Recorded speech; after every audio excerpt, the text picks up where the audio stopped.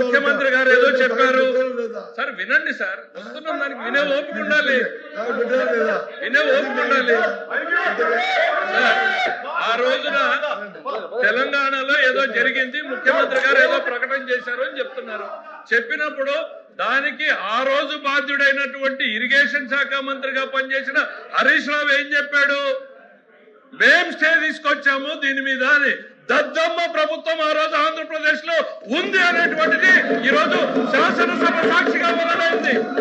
చేతగాని దద్దమ్మ ప్రభుత్వం ఆ రోజు ఆంధ్రప్రదేశ్ రాష్ట్ర ప్రయోజనాల్ని తాకట్టు పెట్టింది అనేటువంటిది తెలంగాణ శాసనసభ సాక్షిగా మాట్లాడితే దానికి మేం సమాధానం చెప్పాలి అధ్యక్ష.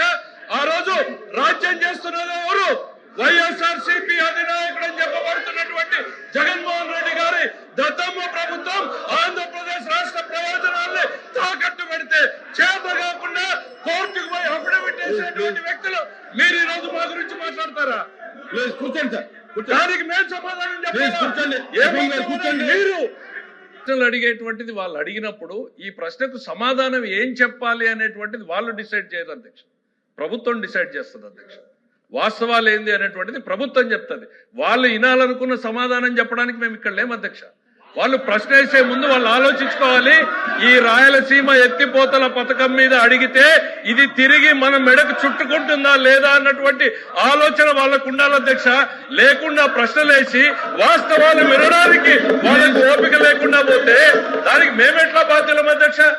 ప్రశ్న వేసే ముందు ఆలోచించుకోవాలి. ఇందులో దోషులు ఎవరు, తప్పు చేసింది ఎవరో సభ సాక్షిగా నిజాలు వెలుగులేకొస్తే ఎవరు ఇబ్బంది పడతారని వాళ్ళకి వాళ్ళ నాయకుడి మీద ఏ రకమైనటువంటి చిత్తశుద్ధి ఉందో ఇవాళ అర్థమైంది అధ్యక్ష.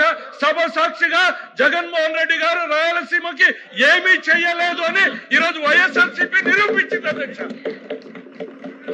Answerable to that. ప్లీజ్